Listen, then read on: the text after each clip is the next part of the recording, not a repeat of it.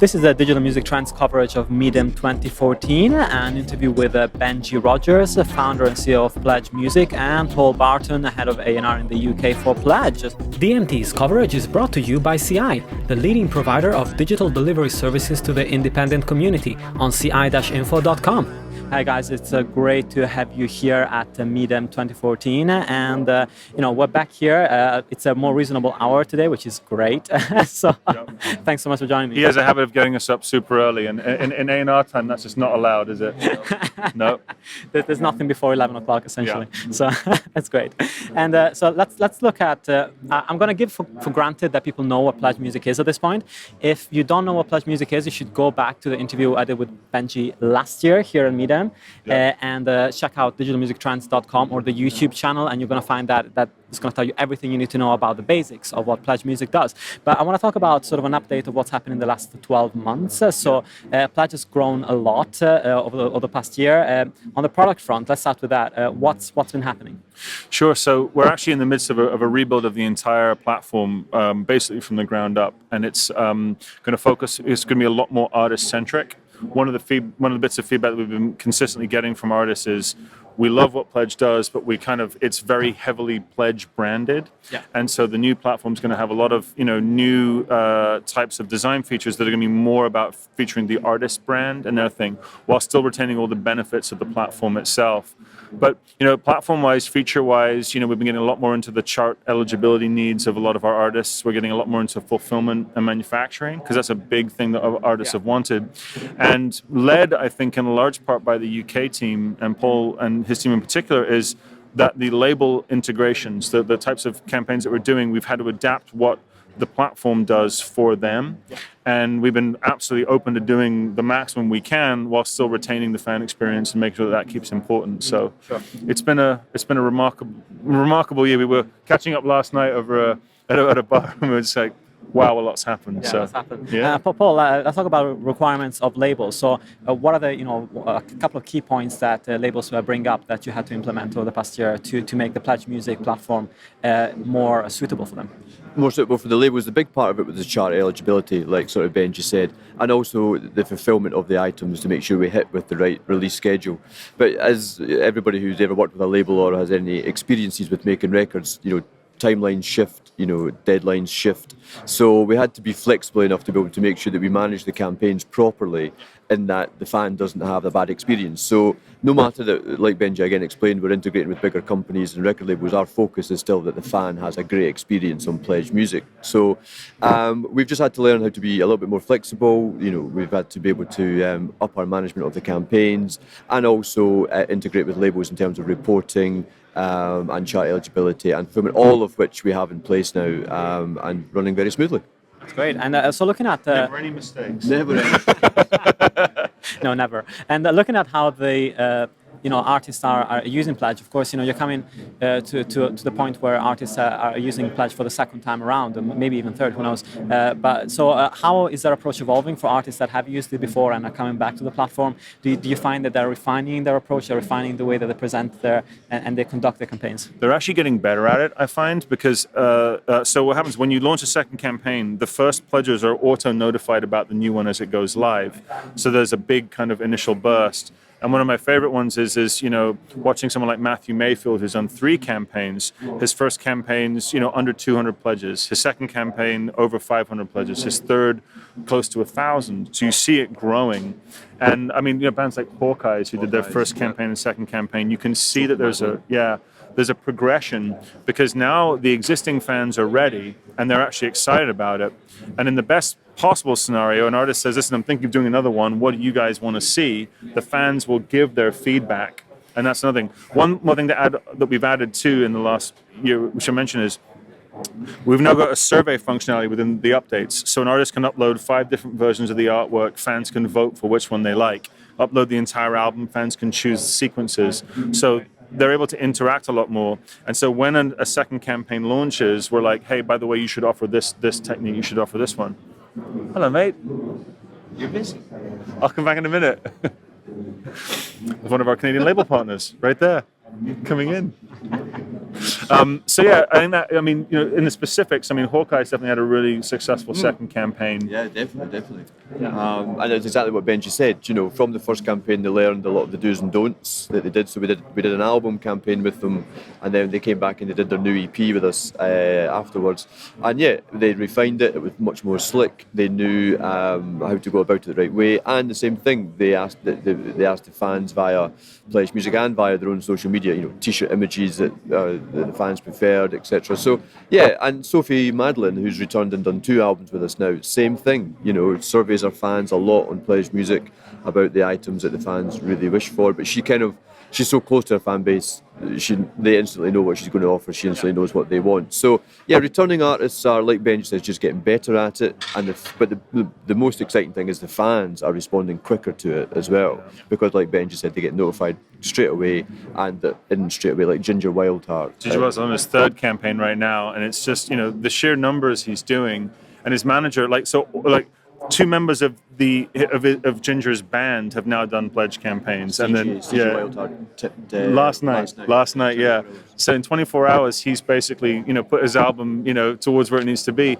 So I think it's a funny thing, because when you do this as often as we do, and when you're running as many campaigns as Jess or Paul, you're like, why would you not do this? It doesn't make any sense at all, because you see the tangible benefits. And the industry is its own.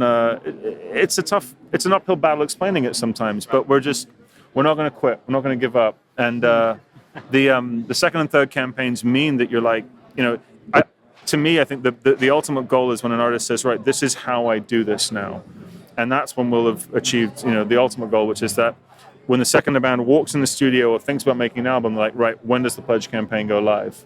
That's the mission. Yeah. Looking at the community around Pledge as well, I think last year when we were talking, you were actually saying that the majority of people that pledge have pledged for a very particular artist and may not have necessarily pledged for other campaigns on the platform. How has that evolved over the last year? Have you seen more people come back to Pledge purely because they're used to the platform now and invest in artists they might not necessarily have a personal connection with? It's changed a huge amount. What we noticed is we started to get a weekly report, and we were noticing that if we put in a certain type of artist, that they could expect between 30 and 40% of their first week's pre-orders to come from existing Pledge users. And we now have a recommendation engine built in, and the new version of the site will also have will surface recommendations in different ways, because ultimately fans are saying we want this experience with more bands, and our job now, and particularly in the A&R role, and which Paul can speak to more, is to go get them the bands that they want to see. It's not just the established big bands, it's also they want to discover new bands and not just listen to them, but help them out or be a part of it. And that's the most exciting thing. We saw on one campaign, 48% of this artist's pledges came from within our system. That's 48%. That's a huge amount. And that's just fans, we're all music fans. We all want the same thing. We just, we found a way to connect them all. And when similar artists launch at the same time, you see this cross-pollination of pledging going on. So artists who know each other sharing in updates and going back and forth. It's quite addictive as well. It's absolutely addictive. I think our customer base also has, we've got a lot of vinyl junkies, we've got a lot of t-shirt junkies, we've got a lot of screen print poster junkies. So I think our new search engine, which you're able to search via product rather than as well as via artist and genre, I think that will really help, because our customers want the box sets. What sort of box sets do we have on offer on Pledge Music, and they can bring up the whole host of artists that are running box sets or running vinyl or running t-shirts, and so customers want to be able to spread out their sort of search into those areas. So yeah, it's exciting. Yeah. And Paul, one of the big success stories of last year from the UK was the rifles that got signed to Cookie Vinyl, partially, in a big part because of the success the Pledge campaign had as well. So how did that story unfold? Well, it's great. Actually, the Rifles were one of the bands that we identified more or less right at the start of Pledge Music as a band that we wanted to work with, because they've always kind of done things on their own terms, and without a label, they were still playing Shepherd's Bush Empire in London and so on. So I know the manager really well. We were desperate to work with them. We finally got the chance on this recent album. So the band were great. I came up with the campaign that they wanted to do to generate the income to go make the album. They had all the demos written, etc., etc. So they get into the studio, and Cook and Vinyl, who we have a great relationship with as well, loved the band like we did, so we're interested to hear the new song. So very much as the campaign was running, generating sales of the record, a lot of fan engagement. You know, the Rifles Facebook was fantastically active. Cook and Vinyl, in a traditional sense, loved the album. So with great songs, with a great campaign already running, sales already being generated, Cook and Vinyl did the deal for the record and was released last Monday. And fantastic midweek in the top 10 for the band. Great result in sales, and all parties are happy. Yeah, that's awesome. That's fantastic. So, talking about the UK and sort of international, that's really been a strong growth area for Pledge. And so, where are you today, and how has the team evolved in the last 12 months when it comes to the international side? There are over 60 of us all over the world, in Boston, Los Angeles, New York, London, Nashville, Toronto, Germany, Australia. And we're all kind of it's a great team, and we have these massive A&R lists in our calls, where we're just sitting going through the sheer number of bands that we know and we want to work with, and as we're having a beautiful problem of scaling, which is how do we learn to do as good of a job for everybody. The last thing we want to do is suffer on quality at all, and I think also obviously we're looking towards markets like Japan next and stuff because it's an incredibly viable market. Especially for physical. Exactly, and Pledge is 83% physical at this point, but we also have always gotten, it's taken the time to get it right, and so doing that, just transplanting what we do and whacking in, it won't work in that way. And there's still a lot further I think we have to go in Europe, and a lot further we have to go in America. I mean, these are huge markets, which are, we're scratching the surface of right now, but we're already seeing the results of what the scale will look like. So it's been amazing. Yeah. And do you think there is the potential here to see a major artist at some point over the next couple of years actually adopt a platform like Pledge to release an album? Oh, I think so, definitely. I mean, I think we've had some major artists, if I'm completely honest. I meant like on a sort of Beyonce scale. Yeah, I think so, because I think, like what Benji was explaining, our integration to the major labels is because labels are fantastic at what they do, with the grand marketing and the worldwide plots and plans. But they what we do is quite different, and I think the majors, which most of the bigger artists are still on a major, not all, but most. And I think we can definitely see ourselves going the direct to fan, longer pre-sale, more engaging, exciting pre-sale for the album with a major artist. Absolutely. We're making it as easy as possible to integrate with these labels, and I think we're seeing major artists and the record labels do direct to fan in some ways, in some instances, and in many ways, when you look at the major artists doing these big tour packages of the different tiered seating and so on, trying to offer their fans better value for money. I think there's definitely a culture, and I can only see it getting stronger within all walks of the music industry, that direct to fan and engaging the fan base is key now for the future. And I think it's also worth realizing that the results of the major labels when they put these albums out are, it's hit or miss a lot of the time. And one of the things that we know that our technology will do is the syndication piece in particular. If you apply it to the scale of those massive, massive artists, you'll see how effective it can be. And our thing is that when we've worked with digital teams from indie labels and major labels and independents, they keep saying you outperform traditional direct-to-consumer by up to 80%. So if you apply the larger number, it will just do that much more, because each fan becoming the beacon that shares the message, just multiply that by 10,000 or a million or whatever it is, and it will work. But I think also what these major artists have is, if they've got 30 million on Facebook, not all 30 million are the hardcore fans. So it's a question of identifying how many of those hardcore fans will get involved. They will do more to spread the word than the majority of the casual fans who are just going to buy it and consume it. So I think, as Paul said, we are close, and we'll have to fire up a whole bunch of servers when we get ready for that one. And looking at we're talking about labels, but also there's been an incredible growth in the field of label services as well over the last 12 months. So do you see that as sort of a way to also help you as a company to be able to make sure the artists get the service they need if they are of a certain size, and maybe do you also direct artists to label services companies? We actually refer a lot of artists to labels and label services companies, and I think that the ultimate there is that you'll often have a manager who might have 40% of what they need already in place. They need the other 60%, which is I need the marketing of a major label or the distribution feed of it. And so the better that these labels get at piecing out those parts, and creating custom packages really for what they are, the more they can engage to each strength. I don't believe that major labels or indie labels need to necessarily be selling directly to fans. I think we do that.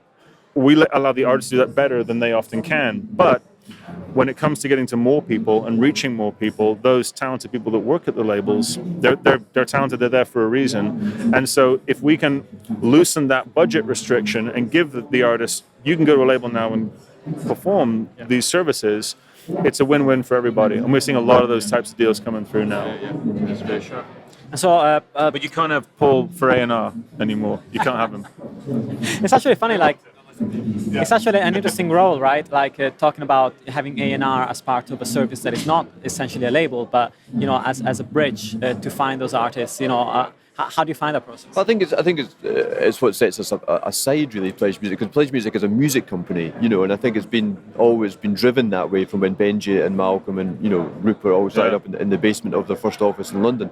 The key and the focus was that it's a music company. We still care about the artist, and so I think it's something that's really good for us to have capabilities of. Everybody who's doing the A&R within Pledge has come from a label or a publisher or has been in a band or, and so on. And I think it's a service that we're happy to offer, because there's nothing better for us for when a band like the Rifles runs a great campaign and then gets signed to Cook and Vinyl and has a great result in the midweek. Cook and Vinyl taking on the parts that we don't do, us doing the part that Cook and Vinyl don't do, and the band doing what they should be doing, writing great music and making great records. So, I think the music services companies really complement what we do, as do the labels. So, for us to be an A&R resource for any companies, fine by us, because it does go both ways. We get a lot of referrals from labels and label services companies as well. So it's good. Yeah. And one of my favorites is when a label will refer an artist to us and they'll say, "So why are we talking to you?" And we got to explain, like, "Well, this is why." And I think it also, when you look at it, it de-risks the label's business. Right.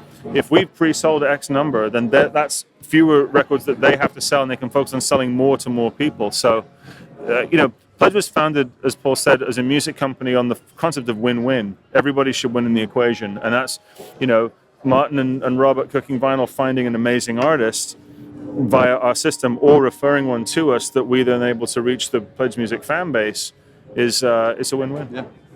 And talking about music, let's finish by you giving me a couple of the artists that you thought were, that you personally like best from the past year, for example.